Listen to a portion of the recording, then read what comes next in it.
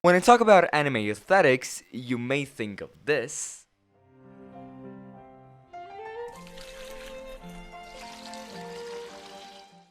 This. This. Or this.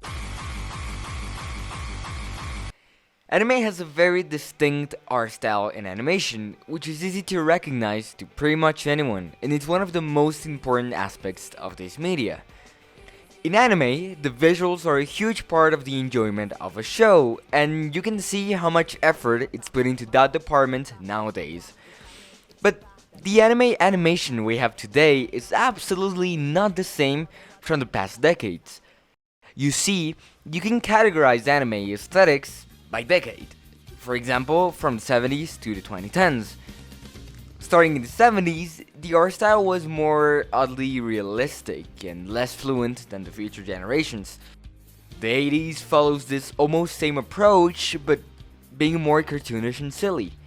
The 90s kick in and the cartoonification of characters increases, with those huge characteristic eyes and over-detailed hairstyles.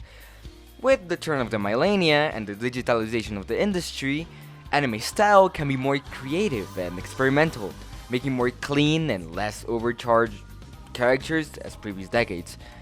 And nowadays, well, we have the basic standard anime style which we all know and love. The evolution of the art style of anime over the years shows that it's a living media and that people are interested in it and interested in improving its content, as well as showing the specific niches people were interested at that time. Like Super Robots in the 70s, the more fantasy and cyberpunk oriented 80s, the more edgy and colorful 2000s, and the more experimental 2010s. But anime aesthetics cannot be categorized into only decades, but the people behind it also matter. Directors and animation studios are one of the biggest parts of an anime, and they can completely define one. For example, Hayao Miyazaki and his defining anime movies, Masaki Yuasa in his weird and imaginative worlds, Makoto Shinkai in his beautifully animated and emotive stories, or any Studio Key visual novel adaptation with its amazing music and iconic visuals. And for animation studios, Studio Bones and their wonderful work on fights and shonen, Kyoto Animations always bringing something new to the table, Studio Trigger accomplishing what Gainax never could, and Ghibli and their iconic award-winning movies. In the end, anime visuals and aesthetics will still be a huge part of a show, with many factors defining it and innovating it.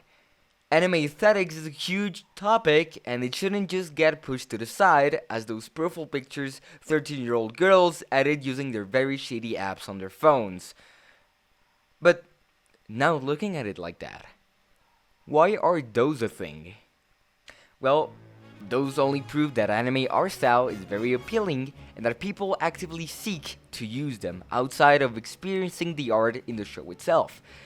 It's a way of drawing that goes way beyond the normal use of a drawing and creates this identity for anime and the community itself. Talking to some artist friends myself, it's not a coincidence that the most requested art style they get is anime.